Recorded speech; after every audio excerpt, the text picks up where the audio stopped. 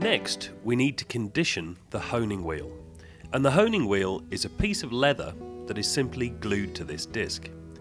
You can get additional shaped honing wheels, and they come with this little axle. The leather needs to be conditioned with a clear mineral oil.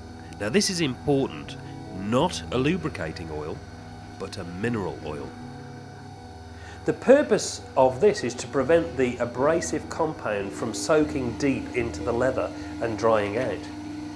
And this will provide a highly polished mirror finish to the tools and a razor sharp edge.